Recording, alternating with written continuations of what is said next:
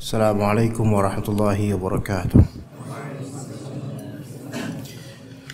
Innal hamdalillah nahmaduhu wa nasta'inuhu wa nastaghfiruh wa na'udzu billahi min shururi anfusina wa sayyiati a'malina. May yahdihillahu fala mudilla lahu wa may yudlil fala hadiya lahu. Asyhadu an la ilaha illallah wahdahu la syarika lahu wa asyhadu anna Muhammadan abduhu wa rasuluhu la nabiyya ba'dahu. Fa inna asdaqal hadithi kitabullah wa khairal hadi hadi Muhammadin sallallahu alaihi wasallam wa syarral umuri muhdatsatuha wa kullu muhdatsatin bid'ah wa kullu bid'atin dhalalah wa kullu dhalalatin finnar. Amma ba'd, insyaallah kita lanjut kajian Bulughul Maram di hadis hadis ke-18, yaitu sekarang pembahasan tentang mensucikan kulit bangkai, ya, mensucikan kulit bangkai jika dia disamak, yaitu dengan cara disamak. Manil qari, fadhal.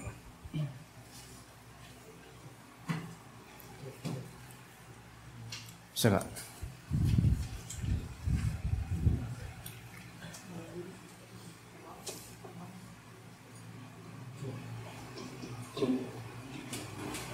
Bismillah wassalatu wassalamu ala rasulillah wa ala alihi wa sahbihi ajma'in, amma ba'd. Qala al-musannif rahimahullah ta'ala wa 'ali bin Abbas radhiyallahu anhu qala qala Rasulullah sallallahu alaihi wasallam idza dhubiba al-ihabu faqad tahura, akhrajahu Muslim wa 'inda al-arba'ah ayyuma ihabin dhubira. Baik. Baca dua hadis berikutnya. وعن سلامة بن وعن سلامة بن المحبب رضي الله عنه قال قال رسول الله صلى الله عليه وسلم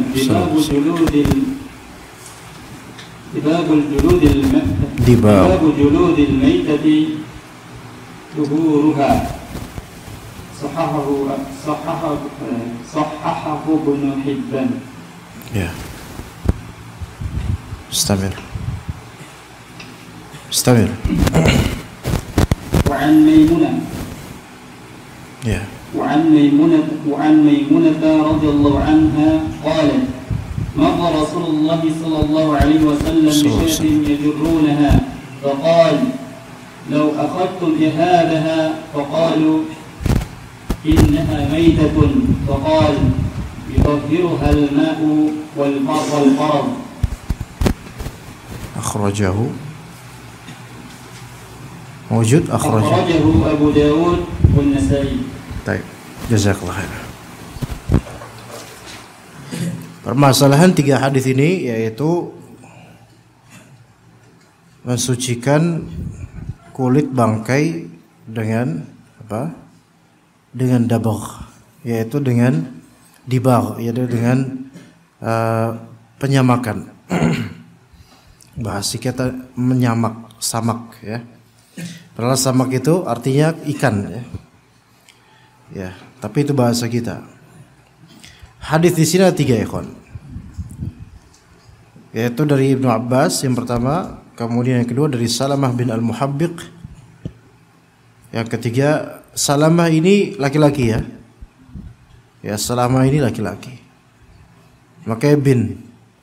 Makanya tidak setiap nama yang tak marbutah ada akhirnya itu mesti perempuan, enggak mesti kan? Kayak Maisarah itu laki-laki. Salamah laki-laki. Makanya Salamah itu artinya Bani Salamah. Keturunannya Pak Salamah gitu loh. Artinya gitu. Ya. Nama antum siapa sih? Hah? Fiki? Bafiki nanti kalau misalnya keturunan Bafiki. Iya.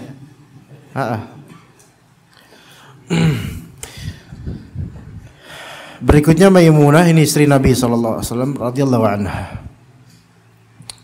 Tiga hadis.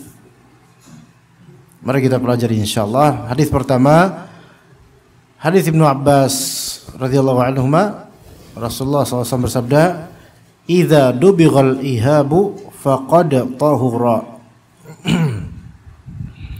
Buku terjemahan ada nggak di sini ya, kawan? Yang biasanya ada di Boja ini.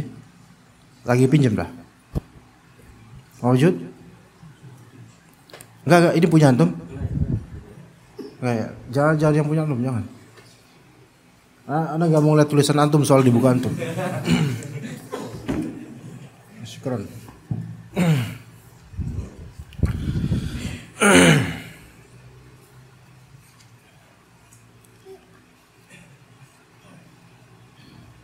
Ini Bu siapa ini? Punya antum? Ketukar. Ada tulisan antum, mana nggak mau ada tulisan antum? Yang murni tulisan cetak karena. Ya, syukran. Ya. Lah ini ada tulisan lagi ini. Enggak, antum sering buku antum gimana? Ini ada tulisan antum lagi. La haula kita billah. Semoga Allah berikan antum rezeki umrah. Amin. Dan juga semua dari antum semua insyaallah. Iya. Hadis berapa dia di sini?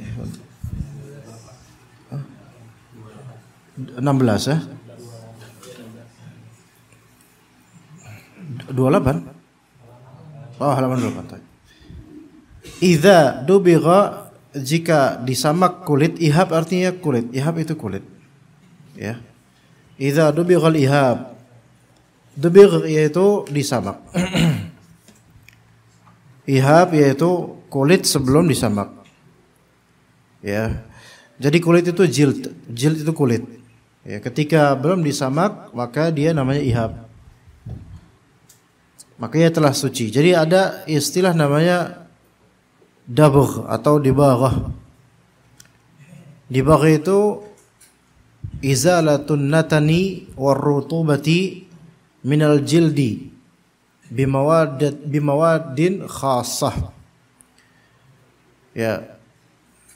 Dibaghah menyamak itu adalah izalatun natani warrutubah. Menghilangkan, izalah menghilangkan natan. Natan itu kebusukan. Karena kulit itu, terutama bagian dalamnya, berpotensi busuk kalau dibiarkan. Ya enggak? Makanya natan, izatun natan. Warrutubah, dan sifat basah pada kulit. Karena kalau binatang dikuliti, bagian kulit bagian dalam itu kan ada sifat kebasahan dia. Itu disamak, dikikir gitu loh. Minal jildi, dari kulit tersebut, bimawaddin khassah, dengan materi tertentu. Nanti disebutkan materinya, tapi sebenarnya materi lebih umum daripada yang disebutkan dalam hadis nanti ketiga. Seperti qarad ya. Taib. Jadi di sini ada idza. Idza itu menunjukkan syarat. Jika, kan? Jika kulit telah disamak maka sucilah ia. Ini hadis ini berlaku sangat umum karena lafalnya zahirnya umum sekali. Kulit binatang apapun. Kulit binatang apapun. Kemudian penyamakannya juga umum dengan materi apapun. Ya, kemudian hukumnya tahir, suci. Karena kulit binatang ada yang dasarnya najis, ada yang memang dasarnya suci. Jadi binatang itu kan ada yang hidup, ada yang mati. Yang hidup kita ikut kembali ke mazhab Syafi'i ketika itu. Masih ingat gak? Binatang yang hidup, yang najis dalam mazhab Syafi'i cuma 2. Babi dan anjing. Babi dinajiskan bukan karena nas, tetapi karena qiyas aulawi. Qiyas aulawi itu qiyas prioritas yang lebih lagi gitu loh. Adapun najisnya anjing istinbat dari nas. Ana bilang istinbat dari nas, bukan dari langsung perkataan nas anjing itu najis, enggak. Anjing itu kulitnya najis, enggak. Enggak begitu perkataan dalam nas hadis. Melainkan mafhum, pemahaman dari nas. Pahami baik-baik ikhwan.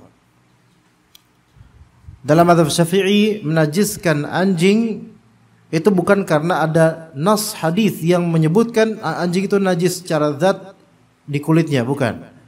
tetapi mafhum dan yang terpahami dari nas. Karena begini, kalau misalnya moncongnya atau liurnya itu najis, maka otomatis seluruh tubuhnya najis. Itu mazhab Syafi'i dan mazhab selain Syafi'i juga. Oke, jadi ini istinbat dan mafhum dari nas. Adapun penajisan babi, ini qiyas aulawi terhadap najisnya anjing, gitu loh. Qiyas aulawi itu apa? Yaitu pengkiasan yang lebih priority lagi, gitu loh. Gini, misal lulusan Lipia itu belum tentu benar ilmunya, misal. Dan ini sahih. Nah, apalagi kalau enggak pernah belajar, maksudnya bukan lulusan Lipia, enggak, lulusan kampus syariah, entah Lipia, Madinah, Sudan, Yaman, itu belum tentu lurus orangnya, belum tentu istiqomah. Oke, benar enggak itu? Benar. Misal saja. Nah, apalagi kalau enggak pernah belajar di kampus syariah, misal saja, misal. Paham enggak di sini? Lulusan kampus syariah belum tentu bahasa Arabnya itu baik. Apalagi kalau misalnya dia lulusan UMPTN, misal. Lulusan kampus negeri biasa, misal. Ini namanya qiyas apa? Qiyas aulawi namanya. Mengkiaskan tapi lebih tinggi lagi gitu loh. Ini apalagi ini gitu. Anjing dinajiskan karena ini liurnya, sehingga tubuhnya kan kena dengan liurnya kan, karena dia suka jilat-jilat. Nah, babi itu sama anjing lebih kotor mana? Lebih kotor babi. Dari segi mandinya dia kayak gitu mandinya. Maka qiyas aulawi. Oke? Nah, binatang yang masih hidup yang najis dalam mazhab Syafi'i yaitu anjing dan babi. Kalau dalam mazhab Hanbali, binatang yang termasuk siba, yaitu binatang buas, maka itu najis ketika hidup. Makanya dalam mazhab Hanbali, ular itu najis. Ya. Binatang-binatang buas, liar itu najis semua dalam mazhab Hanbali. Oke? Nah, ada juga binatang yang najis kulitnya setelah mati. Najis kulitnya setelah mati. Maka dan ada yang tahir kulitnya setelah mati. Ya, kita ambil pendapat yang lebih kita pegang aja, yang lebih sahih aja. Yang tahir setelah mati yaitu ma yukalu lahmuhu wa yuzakka zakatan syar'iyyah. Yaitu binatang yang memenuhi kriteria dua hal. Kalau setelah mati kulitnya itu tidak najis, itu memenuhi kulitnya suci, itu memenuhi dua kriteria, harus dua kriteria. Pertama, ma yukalu lahmu, binatang yang bisa dimakan dagingnya dalam syariat. Yang halal dagingnya. Itu kriteria pertama. Yang kedua, binatang yang yuzka zakatan syar'iyyah, yang disembelih dengan sembelihan syar'i. Maka dua kriteria ini menjadikan kulit binatang tersebut walaupun sudah mati suci, tahir. Ya. Jadi dua syarat. Syarat yang pertama, kriteria apa? Kulit yang suci. Maksud binatang, kalau manusia kita enggak, manusia suci walaupun kafir. Dia setelah wafat suci kulitnya.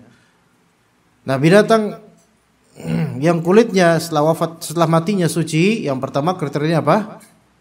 Halal dagingnya. Dua, disembelih dengan sembelihan syar'i. Berangkat dari itu, maka mafhum mukhalafahnya, pemahaman eksplisit atau pemahaman terbaliknya adalah binatang yang najis kulitnya adalah yang mungkin terjadi padanya salah satu dari kedua berikut.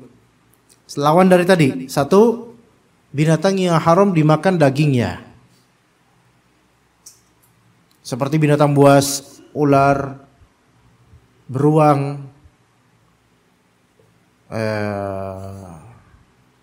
singa, macan, buaya menurut pendapat yang mengharamkannya. Karena sebagian ulama menghalalkan buaya. Tapi yang lebih sahih adalah haram insyaallah. Wallahu a'lam.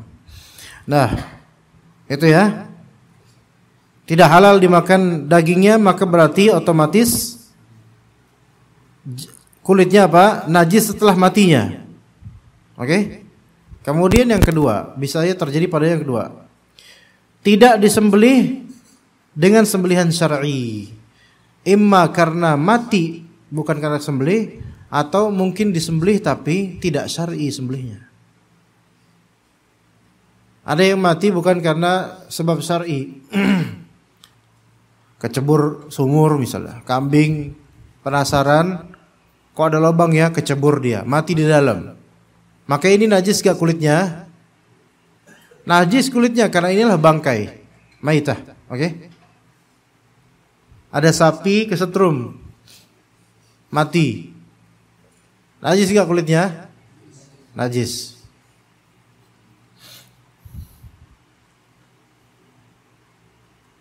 Atau yang mati dengan disembelih tapi sembelihannya tidak syar'i.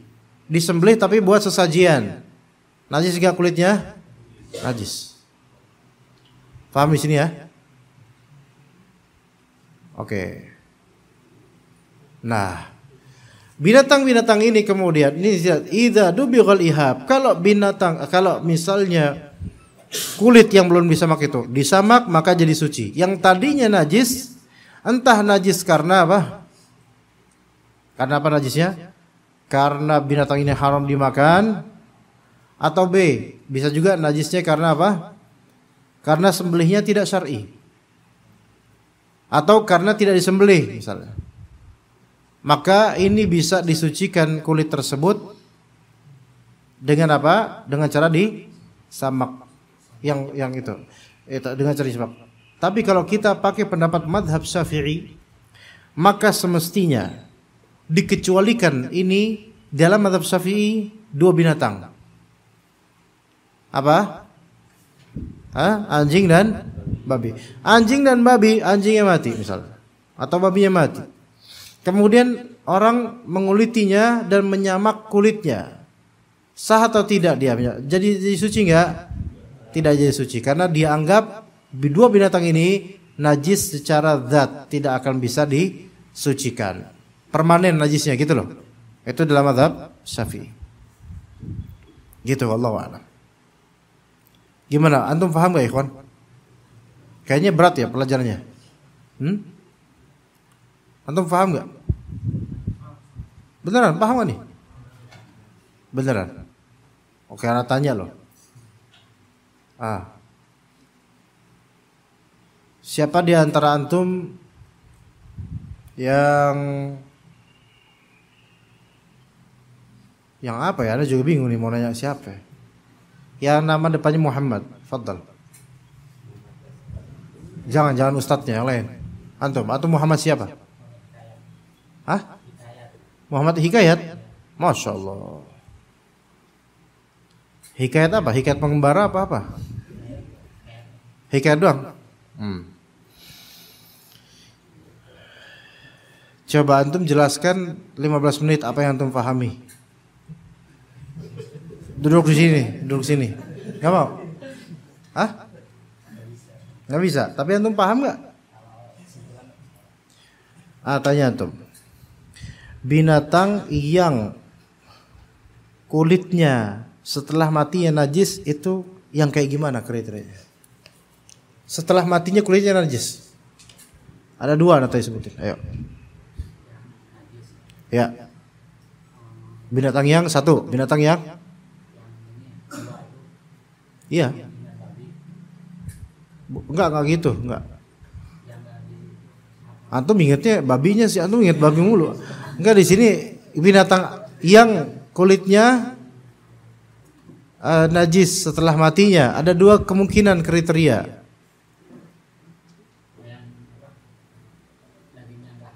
Betul. Tidak disembelih dengan sembelihan syar'i. Oke. Ana anggap antum paham ya. Ana anggap loh ya. Kemudian kata Imam Ibnu Hajar rawahu Muslim. Ya enggak? Diriwayatkan oleh Imam Muslim. Kemudian rawahu apa? Setelahnya rawahu wa indal arba'ah. Dan bagi riwayat imam yang 4, siapa itu yang 4 di sini, ikhwan?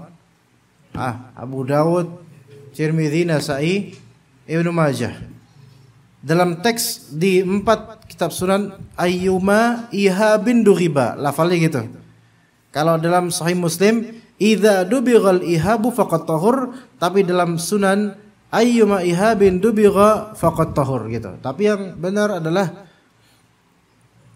riwayat Abu Dawud itu lafalnya sama plek dengan riwayat Muslim. Jadi kurang tepat dikatakan wa indal arba'ah. Lebih tepat dikatakan wa inda thalatha atau inda al-arba'ah siwa Abi Dawud, itu lebih tepat. Taib. Kemudian yang berikutnya, hadis berikutnya, an Salamata bin Al-Muhabbiq. Ini salah satu sahabat tapi tidak begitu masyhur, ya, karena beliau dihikayatkan hanya meriwayatkan sekitar 12 hadis saja. Jadi agak jarang dikenal namanya, ya. Rasulullah SAW bersabda, dibagu juludil maitati tuhuruha. Disahihkan oleh Ibnu Hibban rahimahullah. Dibag tadi apa dibag, ikhwan? Penyamakan juludil maitah, kulit-kulit bangkai. Bangkai kulitnya najis atau tidak? Najis. Kecuali bangkai ikan. Ya, itu pun tidak dimanfaatkan oleh manusia, biasanya kulitnya enggak disamak. Dia apa ya? Disiangin ya. Ikan kan biasa disiangin tuh. Ya kan? Kan ada pernak-pernik tuh, ya, apa namanya? Pernak-pernik lagi sisiknya, pernak-pernik. Itu lumayan tuh buat, kan ibu-ibu biasanya kan kalau baju buat kondangan atau buat pengajian, ya kan? Ada bling-bling itu kan? Itu pakai sirip ikan itu. Bisa coba aja kasih. Kan bentuknya mirip-mirip tuh, ya.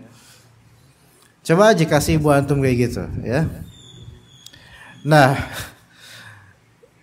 bangkai maitah, bangkai afan. Apa tadi? Ya, kita sedang bahas apa tadi kok sampai ke ikan itu? Bangkai ikan, ya.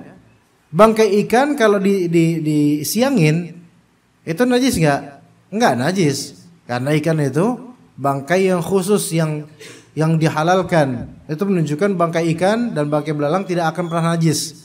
Kecuali kalau sampai membusuk, ya mungkin, ya. Tapi itu pun menurut sebagian ulama. Baik, di sini bangkai kulitnya itu najis semua.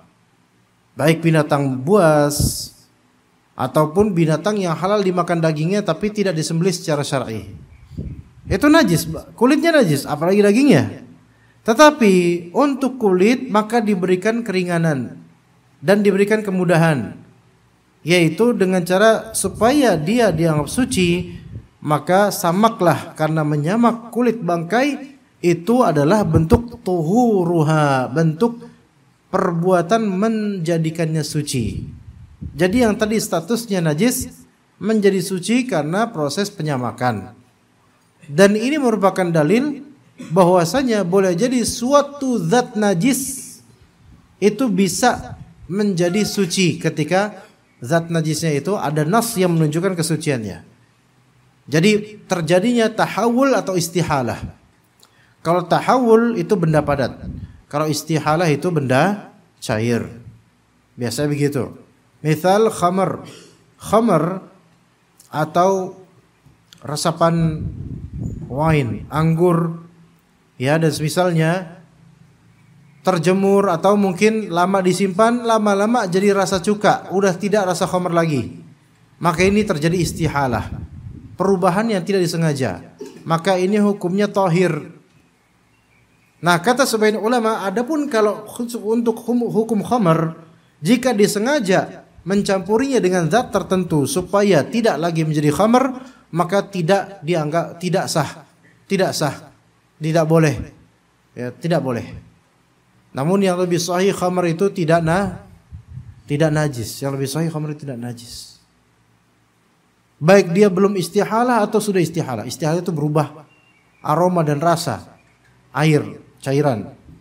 Adapun tahawul zat, benda padat seperti kulit binatang, ketika dia najis, ya, maka kalau diusahakan dengan disamak bisa menjadi suci karena zat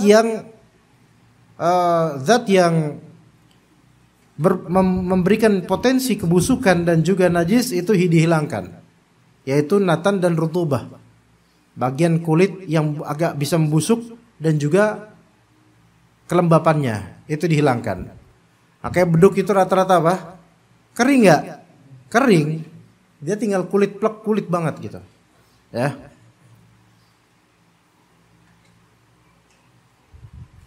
Nah, kalau misalnya tahawul zat, benda najis tadinya, misal yang konkret, tai kucing misal.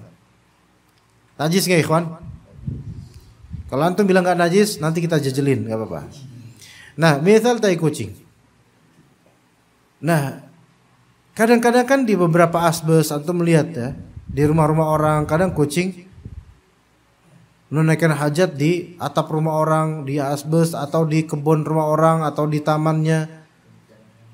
Dan tidak ada yang membersihkannya, tidak ada yang memungutnya. Oke, tidak ada yang mengkoleksinya. Dibiarkan begitu saja. Kemudian terpapar sinar matahari ya, berhari-hari sehingga dia menjadi benda padat. Iya. Ya kan? Benar enggak? Kering kan? Kering. Udah enggak hot lagi, kering dia. Nah. Taib. Apa hukumnya status ketohiran atau kenajisan tai kucing yang sudah kering itu? Fadhal. Kering, udah kering benar. Antum injek, berdiri antum di atasnya bisa tuh. Saking kuatnya itu. Kokohnya dia. Suci enggak? Antum pegang, antum cium, udah enggak ada baunya. Malah antum lebih bau daripada dia. Ayo. Suci atau najis? Ajibu ya ikhwan. Ajibu. Suci atau najis? Jawabannya suci atau najis? Enggak. Ana nunggu ada yang jawab suci biar biasa ana salahin. Najis jawabannya. Karena dia najasatul ain, tahawulnya itu masih berupa tai kucing, enggak mengubah statusnya. Wong zatnya tai kucing kok, ya enggak? Ketika ini udah kering nih, antum tanya ke semua orang pasar dan satu kecamatan, ini apa? Ijma terjadi bahwa saya ini tai kucing. Ittafaqul juhala ala anna hadza tai kucing. Ya kan, enggak berubah kan? Oh, udah kholas, ya berubah cuman rutubah dan ya basahnya doang. Dari segi lembab dan tidaknya doang. Ini tetap najis, ikhwan. Tapi ketika dia telah bertahawul bukan hanya dari rutubah najasanya doang, tetapi dia sudah berkolaborasi, collab ya. Collab dengan pasir dan tanah-tanah, sudah tidak ada tafriq dan pembeda antara tanah dengan tai kucing, maka ini salat dihukumi suci. Itu bedanya. Iya. Maka kalau tai kucing untuk injek-injek tuh, udah kering injek-injek, berhari-hari kemudian dia bergabung dengan tanah. Sehingga enggak begitu terbedakan yang mana tai kucing mana tanah karena udah melebur. Maka ini dihukumi apa? Suci dan masuk ke dalam kategori apa? Debu. Tapi itu ketika udah melebur, udah enggak jelas, enggak ketahuan. Adapun kalau masih bentuk kayak gitu, masih serpihan-serpihan, ya itu masih berupa T41. Ya. Baik, hadis berikutnya ikhwan. Wa an Maimunah radhiyallahu anha qalat marra Rasulullah SAW bisyatin yajurrunaha. Rasulullah SAW melewati bangkai seekor kambing yang sedang diseret oleh orang-orang. Tuh, syat, domba. Ini bangkai. Berarti matinya bukan karena sembelihan syar'i. Diseret sama orang-orang, gitu loh. Maka kata Nabi SAW, lau akhadtum ihabaha, sekiranya kalian itu mengambil ihabnya. Ihab itu apa? Kulit yang belum disamak ihab.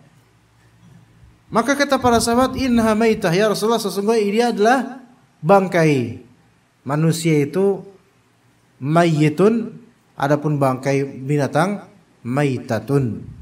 Dan innaha maitah, ini bangkai ya Rasulullah. Maka kata Nabi SAW, yutahhiruhal ma'u wal qaradh. Yutahhiruhal ma'u wal qaradh. Maka ia bisa disucikan dengan air dan juga al-qaradh. Apa arti al-qaradh di sini? Al-qaradh itu daun akasia lebih tepatnya. Pernah dengar akasia enggak, ikhwan? Dia punya aroma yang sangat kencang akasia itu. Artinya begini. Di sini kan komposisi menyamaknya itu nyamak dengan pisau atau dengan apa gitu, tapi dicampuri air dan zat mawad, yaitu madah, materi yang membuat aromanya ternetralisir, ikhwan. Karena kan kadang ada serpihan daging, ada lembapannya, itu kan berpotensi bau itu, ya. Maka dihilangkan dengan zat-zat yang kenceng aromanya supaya bau tersebut ternetralisir menjadi moderat gitu loh. Antum siapa di sini yang pernah melakukan zakat? Bukan menguliti, bukan menyamak, beda. Menguliti sama menyamak beda, ikhwan. Menguliti itu melepaskan kulit dari dagingnya, dari kambingnya, dari binatangnya. Kalau menguliti Anda juga pernah. Ya kayak misalnya kambing di apa namanya? Diginiin gitu loh, apa sih namanya istilahnya? Digituin lah pokoknya. Terus kita kuliti. Ini nguliti namanya, bukan nyamak. Nah, setelah kulit itu selesai, nah kalau itu ada banyak kulit kan terbuang-buang tuh. Kan kalau kulit selesai itu kan di bagian dalam kulit itu kan apa ya? Licin gitu loh. Ya, masih ada selaput-selaputnya. Itu harus dibersihkan. Itu yang disebut rutubah gitu loh. Yang mana lembapan lapisan ini kalau dibiarkan busuk kan nanti? Busuk. Baru berapa menit aja lalat udah ini kok udah datengin, apalagi sampai berjam-jam, apalagi sampai berhari-hari. Supaya menghilangkan itu maka perlu proses apa? Penyamakan. Dengan benda yang agak tajam, dikerik atau gimana caranya, dan juga ditambah dengan air supaya lebih mudah, dan ditambah dengan zat materi yang kencang aromanya untuk menetralisir aroma potensi busuk itu. Gitu. Maka kalau di dalam hadis ini al-qaradh yang dipilih, dan al-qaradh itu daun akasia, karena akasia ini memiliki aroma yang lumayan kencang. Ya. Aroma yang lumayan kencang. Dan yang perlu dipahami di sini, contoh dengan ma dan qaradh ini tidak melazimkan wajibnya dengan ma dan qaradh. Bukan itu. Pemahamannya tidak seperti itu. Ya. Materi nas tentang al-qaradh, yaitu pakai daun akasia dan semisalnya, tidak menunjukkan bahwasanya kalau pakai zat lain atau materi lain itu tidak sah, tidak aci, enggak. Karena maksud dari penyebutan ma dan qaradh ini tamtsil. Tamtsil ya kaidahnya apa? Kaidah permisalan. Tamtsil itu tidak melazimkan segala hal harus hukum dengan yang dimisal, atau tidak melazimkan keabsahan sesuatu hanya pada misal tersebut, melainkan kalau pada sampel lain juga tetap sah. Maksudnya begini, kalau antum nggak ketemu daun akasia, tapi antum nemu daun lain atau materi lain atau bahkan sabun, maka nggak apa-apa. Karena ibrohnya di sini bukan apa materi zat yang dipakai, tapi apapun illat yang bisa berpotensi untuk menghilangkan kebusukan dan kelembapan itu, maka lakukan, pakai itu. Begitu. Maka kalau pakai abu gosok, pakai apa, gimana? Ya, kalau emang bisa ya bisa, fadl. Begitu. Ya. Taib. Nah, yang sahih adalah yang sahih adalah bahwasanya binatang bangkai yang bisa disamak, ya, yang bisa disamak sehingga suci itu hanya binatang yang halal dimakan dagingnya, hanya bangkai binatang yang halal dimakan dagingnya. Sapi, kerbau, kambing, unta, apa maning? Ayam, tapi ayam nggak ada yang mau nyamak. Kulit ayam disamak ngapain gitu kan? Mendingan dijadikan crispy kan enak. Ya. Apalagi ikhwan, kuda.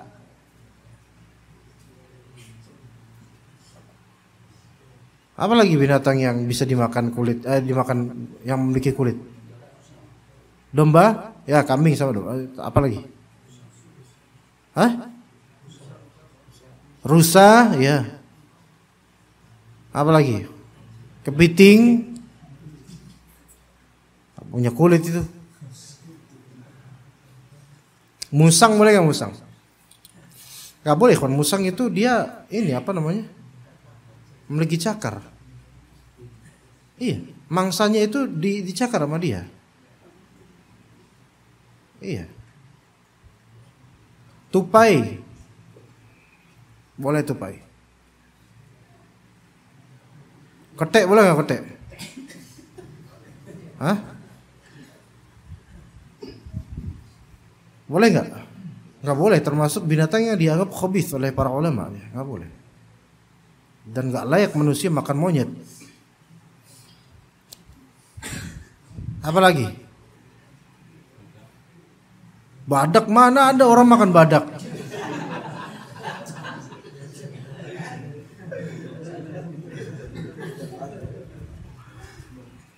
Kulit buaya bagi yang menghalalkan buaya boleh.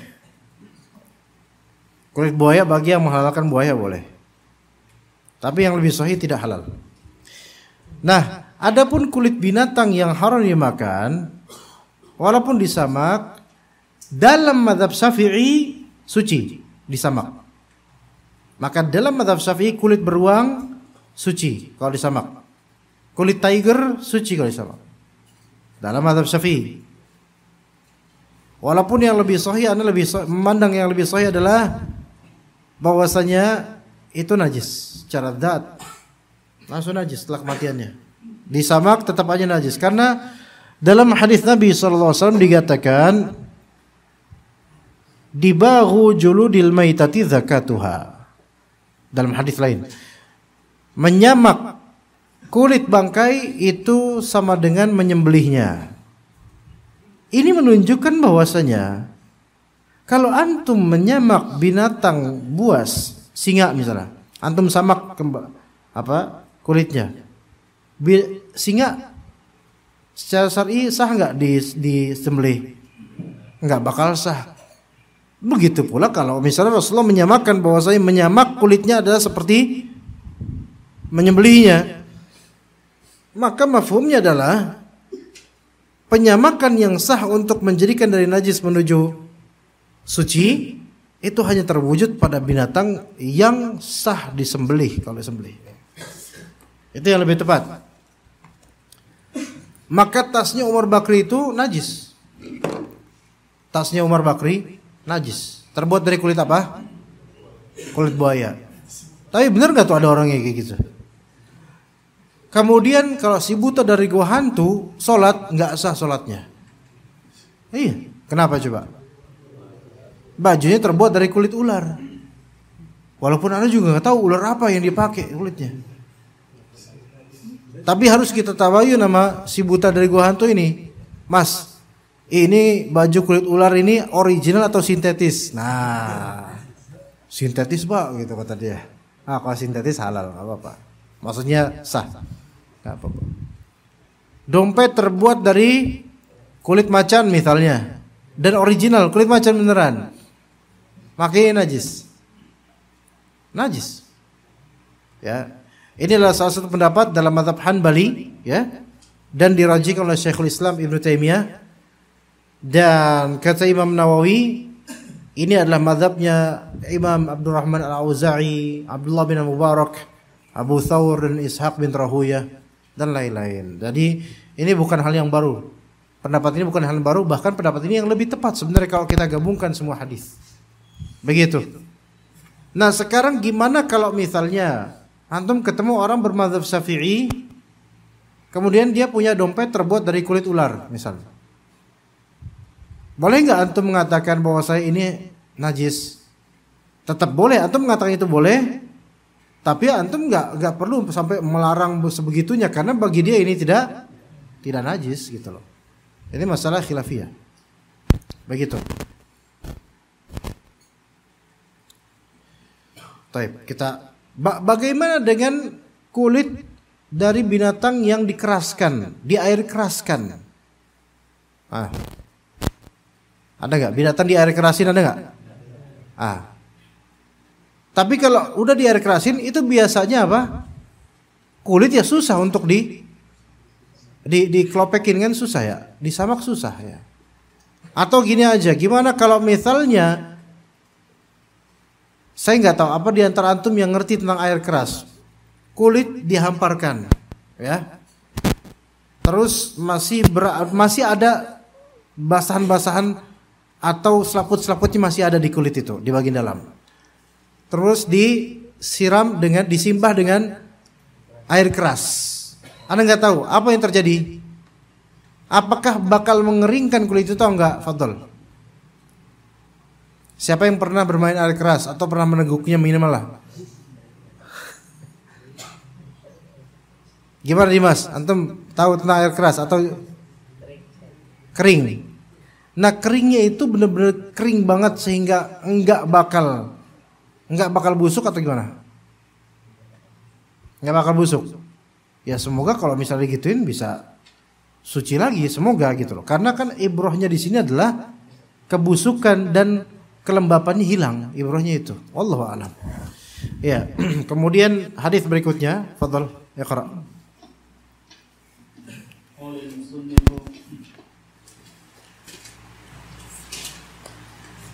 وعن أبي ثعلبة الخشني رضي الله عنه قال قلت يا رسول الله إنا بأرض قوم أهل كتاب أفنأكل في آنيتهم قال لا تأكلوا فيها إلا ألا تجدوا غيرها فاغسلوها وكلوا فيها. طيب جزاك الله خير. Muttafaq alaih. Ahsant. Dari Abu Tha'labah al-Khushani yang wafat pada tahun 75 Hijriah. Abu Tha'labah al-Khushani, beliau berkata, aku bertanya kepada Rasulullah, ya Rasulullah, inna bi ardi qaumi ahlil kitab. Wahai Rasulullah, kami sedang berada di ardi qaumi ahli kitab. Di area ahli kitab. Ahli kitab siapa ikhwan? Yahudi dan Nasrani. Tapi maksud dari hadis ini tanah Syam. Dan di tanah Syam ketika itu masih banyak ahlul kitab. Namun yang dimaksud dengan ahlul kitab di tanah Syam ini adalah Nasrani. Nasrani bukan Yahudi. Jadi di sini hadis ini konteksnya di tengah-tengah orang Nasrani bukan Yahudi. Taib. Apa bedanya ahlul kitab dengan Bani Israel?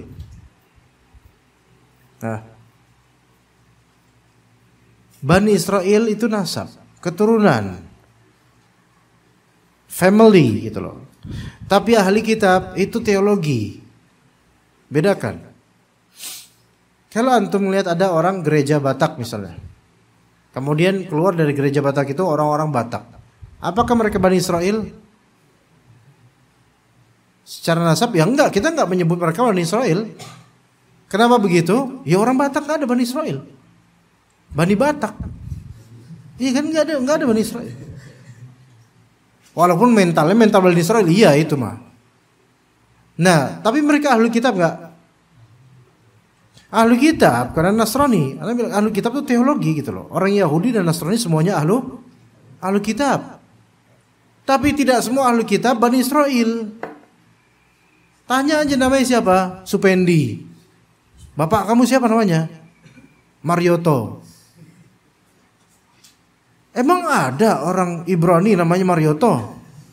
Enggak ada lah. Maka mereka ini ahlul kitab tapi bukan Bani Israel. Gitu. Ya.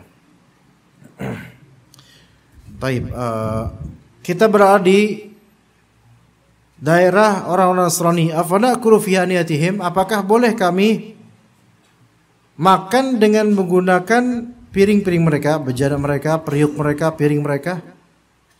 Maka kata Nabi SAW, la ta'kulu fiha, janganlah kalian makan di aniyah mereka, di bejana-bejana mereka. Illa alla tajidu ghairaha, kecuali jika kalian tidak mendapatkan bejana lain. Faghsiluha, maka cucilah bejana-bejana tersebut terlebih dahulu. Wa kulu fiha, lalu gunakanlah untuk makan. Taib, fahami baik-baik ikhwan. Kalau ditanya apa hukumnya makan di wadah milik orang kafir, hukum asalnya maka jawaban hukum asalnya adalah tidak boleh. Itu first base hukumnya gitu loh, tidak boleh. Kecuali, nah karena ada pengecualian maka hukum asalnya tidak boleh, dikecualikan dengan 2 syarat. Tapi ini syarat yang tidak melazimkan. Syarat pertama sebagian ulama mengatakan wajib. Syarat kedua mustahab, sunnah. Ya. Syarat pertama wajib. Syarat kedua mustahab, dianjurkan. Apa syarat pertama? Alla tajidu ghairaha, engkau tidak menemukan bejana yang lain. Oke? Kalau enggak ada bejana lain, enggak boleh. Afwan. Enggak. Gimana? Kalau enggak ada bejana lain, fadl lakukan. Fadl makan di situ. Tetapi syarat kedua. Nah, syarat kedua ini enggak wajib. Cuci dulu. Ini tidak wajib. Ya. Melainkan dianjurkan.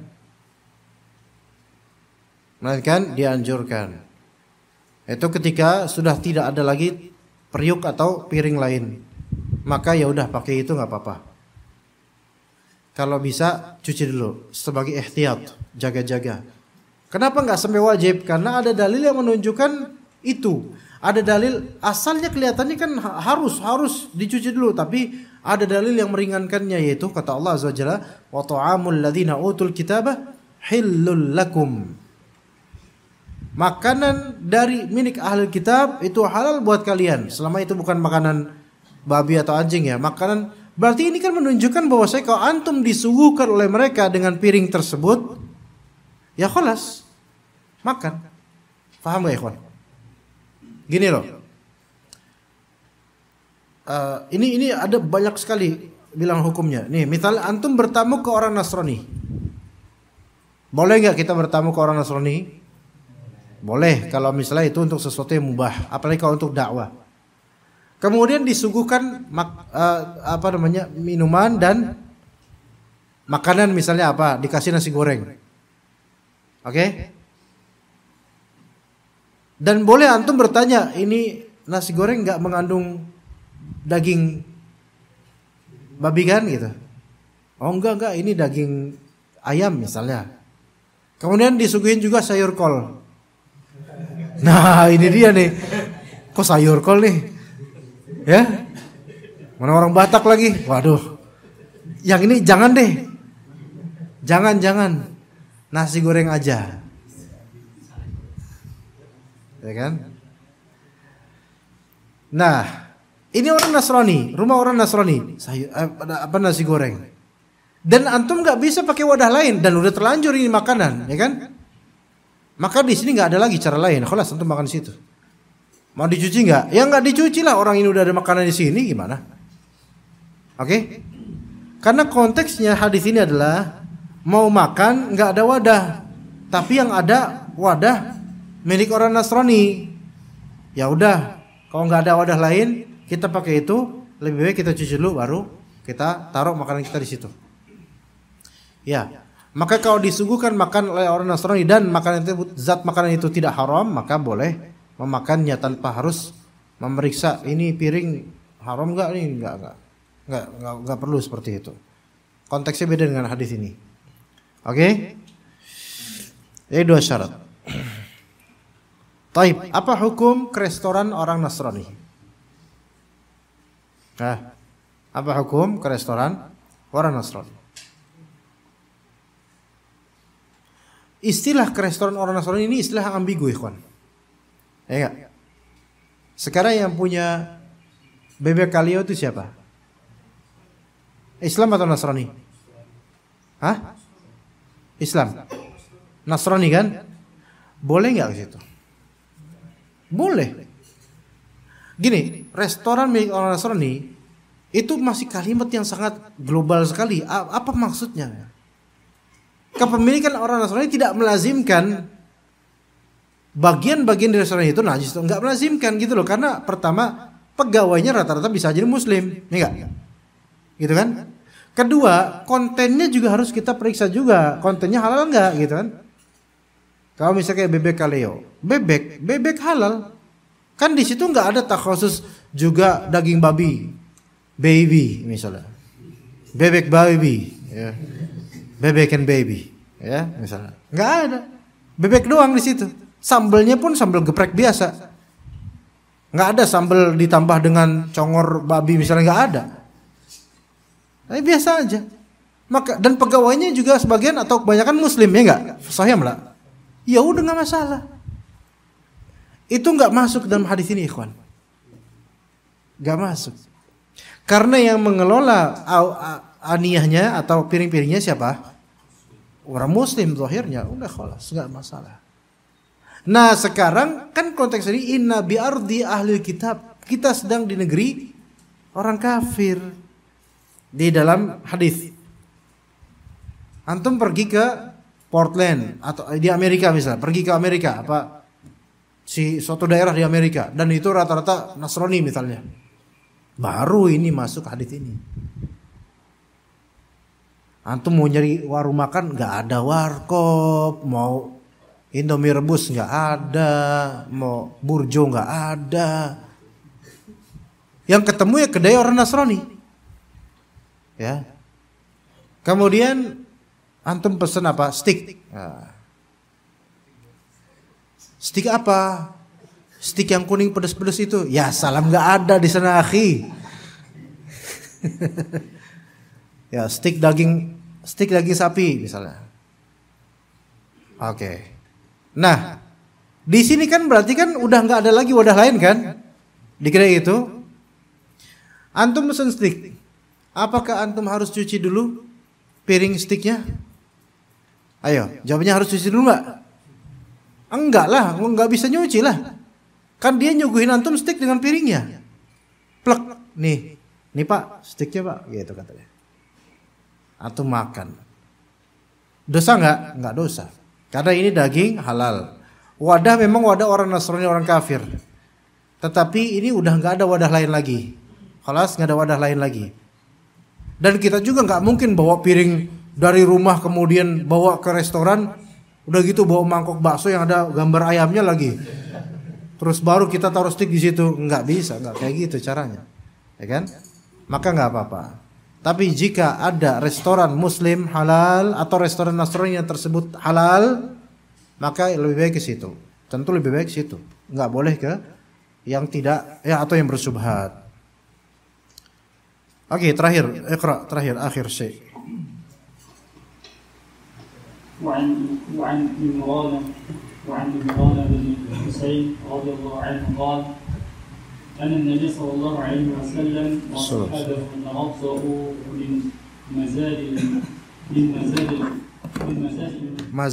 Mazadah atau mazadi? Tes. Suaranya kedengeran gak, ikhwan? Hah? Mati dah? Hah? Apa memang waktunya habis mungkin ya? Hah? Terakhir sedikit aja, bahwasanya dari Imran bin Husain radhiyallahu anhu, beliau berkata bahwasanya Rasulullah SAW, Nabi SAW wa ashabahu, dan para sahabatnya, tawaddau min mazalati imra'atin musyrikah, pernah berwudu dari bejana tempat air wanita musyrik. Mazadah yaitu bejana terbuat dari kulit, wadah terbuat dari kulit buat air ya, milik seorang perempuan yang musyrikah. Ketika ditafsir di sini musyrikah berarti dia bukan ahli kitab. Masya Allah. Berarti dia apa? Penyembah berhala atau semisalnya. Ya. Yang mana penyembah berhala ya, bukan ahli kitab. Maka ini lebih buruk lagi keadaannya dibandingkan ahli kitab. Ya. Wallahu alam, dengan hadis ini menunjukkan bahwasanya wadah-wadah bekas orang-orang kafir pada umumnya ketika tidak ada indikator kenajisannya dan kita membutuhkan wadah tersebut bukan untuk makan, bukan untuk minum, bukan, tetapi untuk wudu, untuk ciduk ini, ciduk itu, maka nggak masalah. Ya, kalau misal di bandara kemudian ada ember atau gayung dan kita mandi dengan ember atau gayung tersebut yang mana itu milik orang musyrik, atau di hotel di negeri kafir, maka kita boleh memanfaatkan semua itu tanpa harus memeriksa. Ya, tanpa harus memeriksa sebelumnya ini kena najis atau enggak. Kembali ke hukum asal, yaitu tahir, suci. Wallahu a'lam.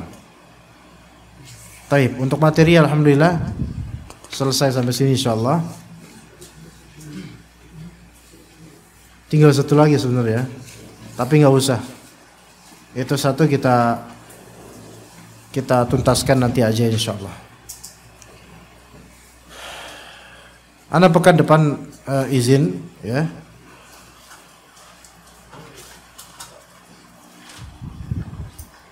Mudah-mudahan kita bisa ketemu lagi di pekan depannya insyaallah. Ramadan ada kajian ya ikhwan? Ada. Mau jutam lah ya Syarif. Libur, baik khalas. Berarti ketemunya di jalanan aja. Ya. Ya kita lanjut ba'da lebaran insyaallah berarti ya. Baik. Ada pertanyaan ikhwan? Soal? Enggak ada? Baik, kita cukup sampai sini insyaallah. Jazakallahu khair jazaa. Wassallallahu ala nabiyina Muhammadin wa ala alihi wa sahbihi ajma'in. Subhanakallahumma bihamdika asyhadu an la ilaha illa anta astaghfiruka wa atubu ilaik. Assalamualaikum warahmatullahi wabarakatuh.